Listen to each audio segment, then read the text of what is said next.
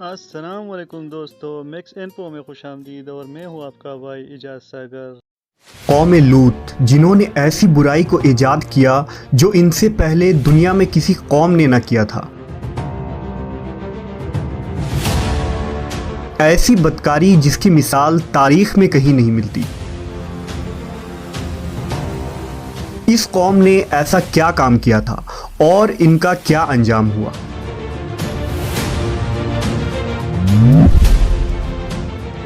حضرت لوط علیہ السلام اللہ کے ایک برگزیدہ نبی تھے۔ آپ کے والد کا نام ہاران تھا جو تاریخ کے بیٹے تھے۔ آپ کی پیدائش عراق کے قدیم شہر اور میں ہوئی تھی۔ اس شہر میں ابراہیم علیہ السلام کا مسکن تھا۔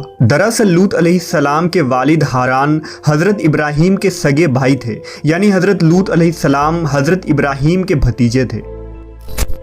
چونکہ حضرت لوط علیہ السلام کے والد ان کے بچپن میں ہی انتقال کر چکے تھے، لہذا حضرت لوط کو حضرت ابراہیم نے بیٹا بنا کر پالا تھا۔ آپ حضرت ابراہیم پر سب سے پہلے ایمان لانے والوں میں شامل ہیں۔ آپ حضرت ابراہیم کے زمانے میں اہل سدوم کی رہنمائی کے لیے نبوت کے منصب پر فائز ہوئے۔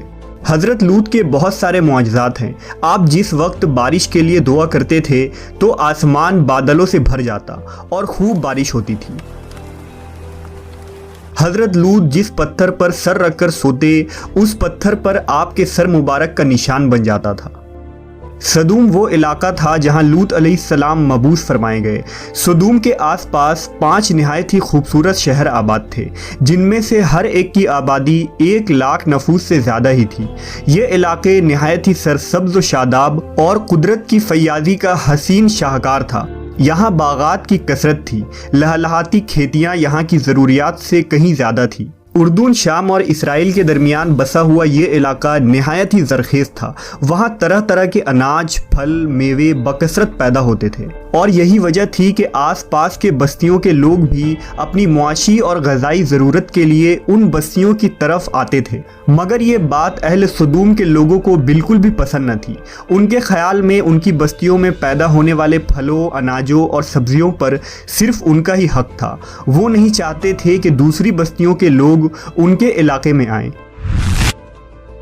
ایک دن سدوم کے لوگ اس بات پر غور و فکر کر رہے تھے کہ باہر سے آنے والے لوگوں کو یہاں آنے سے آخر کیسے روکا جائے کہ ابلیس ایک بزرگ کی شکل میں ان کے محفل میں آیا اور کہا، اگر تم ان سے پیچھا چھڑانا چاہتے ہو تو میرے کہنے پر عمل کرو۔ اس اجنبی بزرگ کی بات لوگوں نے بہت توجہ سے سنی۔ ابلیس نے کہا، میں کل بتاؤں گا۔ دوسرے دن ابلیس ایک خوبصورت جوان لڑکے کی بھیس میں آیا اور انہیں اپنی عورتوں کے بجائے مردوں کے ساتھ فعل بد کرنا سکھایا۔ ابلیس نے کہا کہ اگر تم ان بستیوں کے لوگوں سے نجات چاہتے ہو جو تمہاری بستی میں آ جاتے ہیں تو ایسا کرو کہ جب بھی کوئی شخص تمہارے علاقے میں آئے تو تم لوگ زبردستی اس کے ساتھ اپنی خواہش پوری کرو۔ اس طرح یہ لوگ اس بستی میں آنا چھوڑ دیں گے۔ اپنی نفسانی خواہشات کے لیے مردوں سے بدفعلی اس قوم کا دستور بن گیا تھا۔ یہاں بے حیائی عام ہو گئی تھی۔ حکمراں، سردار، رؤسا، ہر طبقے میں گھر گھر یہ عمل پھیل گئی تھی۔ بھری محفل میں یہ لوگ اس فحاشی کے کام کو کر کے خوش ہوتے تھے۔ کوئی بھی محفل اس کام کے بغیر ادھوری سمجھی جاتی تھی۔ خاص کر مسافروں میں سے کوئی خوبصورت لڑکا ہوتا تو یہ لوگ اسے اپنا شکار بنا لیتے۔ تلمود میں لکھا ہے کہ اہل سدوم اپنی روزمرہ کی زندگی میں سخت ظالم، دھوکے باز اور بد معاملہ تھے۔ کوئی مسافر ان کے علاقے سے بخیریت نہ گزر سکتا تھا۔ کوئی غریب ان کی بستیوں سے روٹی کا ایک ٹکڑا نہ پا سکتا تھا۔ بارہا ایسا ہوتا تھا کہ باہر کا آدمی ان کے علاقے میں پہنچ کر فاقوں سے مر جاتا اور یہ اس کے کپڑے اتار کر اس کی لاش کو برہنہ دفن کر دیتے۔ اپنی وادی کو انہوں نے ایک باغ بنا رکھا تھا جس کا سلسلہ میلوں تک پھیلا ہوا تھا۔ اس باغ میں وہ انتہائی بے حیائی کے ساتھ اعلانیہ بدکاریاں کرتے تھے۔ حضرت لوط علیہ السلام نے انہیں توحید کی دعوت دی اور بدکاری کے اس گھنونے عمل سے توبہ کرنے کا حکم دیا۔ حضرت لوط نے کہا، تم بے حیائی کیوں کرتے ہو؟ کیا تم عورتوں کو چھوڑ کر لذت حاصل کرنے کے لیے مرد کی طرف مائل ہوتے ہو؟ حقیقت یہ ہے کہ تم احمق لوگ ہو۔ حضرت لوط اہل سدوم کو دن رات واعظ و نصیحت کیا کرتے، لیکن قوم پر اس کا کوئی اثر نہ ہوا، بلکہ وہ بہت فخریہ انداز میں یہ کام کرتے تھے۔ انہیں حضرت لوط کا سمجھانا بھی برا لگتا تھا، لہٰذا انہوں نے صاف صاف کہہ دیا کہ اگر تم ہمیں اسی طرح برا کہتے رہے اور ہمارے کاموں میں مداخلت کرتے رہے تو ہم تمہیں اپنے شہر سے نکال دیں گے۔ حضرت لوط نے نصیحت و تبلیغ کا سلسلہ جاری رکھا، لہٰذا ایک دن اہل سدوم نے خود ہی عذاب الہی کا مطالبہ کر دیا۔ اللہ تعالیٰ نے اب تک ان کے اس بدترین فحاشی اور بدکاری کے باوجود ڈھیل دے رکھی تھی، لیکن جب انہوں نے حضرت لوط سے ایک دن کہا کہ اگر تم سچے ہو تو ہم پر عذاب لے آؤ، لہٰذا ان پر عذاب الہی کا فیصلہ ہو گیا۔ اللہ نے اپنے خاص فرشتوں کو دنیا کی طرف روانہ کر دیا۔ یہ فرشتے دراصل حضرت جبرائیل، میکائیل اور اسرافیل علیہ السلام تھے۔ پھر یہ فرشتے حضرت لوط علیہ السلام کے گھر تشریف لے آئے۔ حضرت لوط نے جب ان خوبصورت نوعمر لڑکوں کو دیکھا تو سخت گھبراہٹ اور پریشانی میں مبتلا ہو گئے۔ انہیں یہ خطرہ محسوس ہوا کہ اگر ان کے قوم کے لوگوں نے انہیں دیکھ لیا تو نہ جانے وہ ان کے ساتھ کیا سلوک کریں گے۔ حضرت لوط کی بیوی کا نام وائلہ تھا، اس نے آپ پر ایمان نہ لایا تھا اور وہ دراصل منافقہ تھی، وہ کافروں کے ساتھ تھی، لہٰذا اس نے جا کر اہل سدوم کو یہ خبر دے دی کہ لوط کے گھر نوجوان لڑکے مہمان ٹھہرے ہوئے ہیں۔ یہ سن کر بستی والے دوڑتے ہوئے حضرت لوط کے گھر پہنچے۔ حضرت لوط نے کہا، اے قوم، یہ جو میری قوم کی لڑکیاں ہیں یہ تمہارے لیے جائز اور پاک ہیں، اللہ سے ڈرو اور مجھے میرے مہمانوں کے سامنے رسوا نہ کرو، کیا تم میں سے کوئی بھی شائستہ آدمی نہیں؟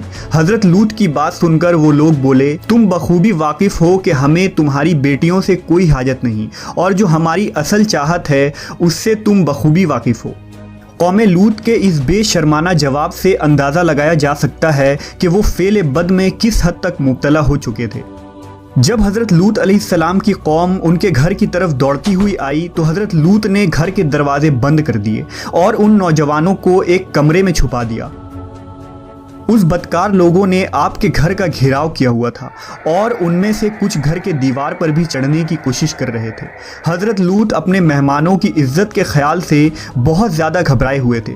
فرشتے یہ سب منظر دیکھ رہے تھے۔ جب انہوں نے حضرت لوط علیہ السلام کی بے بسی اور پریشانی کا یہ عالم دیکھا تو حقیقت سے پردہ اٹھاتے ہوئے یوں فرمایا، اے لوط، ہم تمہارے رب کے بھیجے ہوئے فرشتے ہیں، یہ لوگ ہرگز تم تک نہیں پہنچ سکیں گے، ابھی کچھ رات باقی ہے تو اپنے گھر والوں کو لے کر چل دو اور تم میں سے کوئی شخص پیچھے مڑ کر نہ دیکھے۔ اہل سدوم حضرت لوط کے گھر کا دروازہ توڑنے پر بضد تھے، لہٰذا حضرت جبرائیل علیہ السلام نے گھر سے باہر نکل کر اپنے پر کا ایک کونا انہیں مارا، جس سے ان سب کی آنکھوں کے ڈھیلے باہر نکل آئے اور بصارت زائل ہو گئی۔ یہ خاص عذاب ان لوگوں کو پہنچا جو حضرت لوط کے پاس بد نیتی سے آئے تھے۔ حضرت لوط علیہ السلام حقیقت حال جان کر مطمئن ہو گئے اور اپنے گھر والوں کے ساتھ رات ہی کو نکل کھڑے ہوئے۔ بیوی بھی ان کے ساتھ تھی، لیکن کچھ دور جا کر وہ واپس اپنے قوم کی طرف پلٹ گئی اور قوم کے ساتھ جہنم رسید ہو گئی۔ صبح کا آغاز ہوا تو اللہ کے حکم سے حضرت جبرائیل نے بستی کو اپنے پر سے اکھاڑ دیا اور پھر اپنے بازو پر رکھ کر آسمان پر چڑھ گئے، یہاں تک کہ آسمان والوں نے بستی کے کتے کے بھونکنے اور مرغوں کے بولنے کی آوازیں سنی۔ پھر اس بستی کو زمین پر دے مارا، جس کے بعد ان پر پتھروں کی بارش ہوئی۔ ہر پتھر پر مرنے والوں کا نام لکھا ہوا تھا۔ جب یہ پتھر ان کو لگتے تو سر پاش پاش ہو جاتے۔ صبح سویرے شروع ہونے والا یہ عذاب اشراق تک پوری بستی کو نیست و نابود کر چکا تھا۔ قوم لوط کی ان خوبصورت بستیوں کو اللہ نے ایک انتہائی بدبودار اور سیاہ جھیل میں تبدیل کر دیا، جس کے پانی سے رہتی دنیا تک کوئی فائدہ نہیں اٹھایا جا سکتا۔ سمندر کے اس خاص حصے میں کوئی جاندار، مچھلی، میڈک وغیرہ زندہ نہیں رہ سکتے، اس لیے اسے ڈیڈ سی یعنی بحر مردار کہا جاتا ہے، جو اسرائیل اور اردن کے درمیان واقع ہے۔ ماہرین آثار نے 10 سالوں کی تحقیق و جستجو کے بعد اس تباہ شدہ شہر کو دریافت کیا تھا۔ تحقیقات سے پتہ چلا تھا کہ اس شہر میں زندگی بالکل ختم ہو چکی ہے۔ اس شہر کے راستے اور کھنڈرات کو دیکھ کر آرکیولوجسٹ نے یہ اندازہ لگایا کہ جب یہ شہر تباہ ہوا تو اس وقت لوگ روزمرہ کے معمولات کے کاموں میں مشغول تھے اور یہاں زندگی اچانک ختم ہو گئی تھی۔ اہل سدوم جنہیں پتھر بنا دیا گیا تھا، ان کے بت ابھی تک بحر مردار کے پاس موجود ہیں، جو تا قیامت لوگوں کے لیے ایک عبرت ہے۔ آج یورپی ممالک میں انسانی آزادی کے نام پر اس بدکاری کی اجازت دی جاتی ہے اور اس فحش عمل کو فخر سمجھا جاتا ہے، مگر حقیقت یہ ہے کہ ہم جنس پرستی بالکل فطرت کے خلاف ہے، جس سے انسانی معاشرہ تباہ و برباد ہو جاتا ہے۔ روایتوں کے مطابق ایک مرتبہ حضرت سلیمان علیہ السلام نے شیطان سے پوچھا کہ اللہ کے نزدیک سب سے بدترین عمل کیا ہے؟ ابلیس بولا، جب مرد مرد سے بدفعلی کرے اور عورت عورت سے خواہش پوری کرے۔ حضرت ابن عباس سے روایت ہے کہ رسول اللہ صلی اللہ علیہ وسلم نے فرمایا کہ اس شخص پر اللہ پاک کی لعنت ہو جو قوم لوط والا عمل کرے۔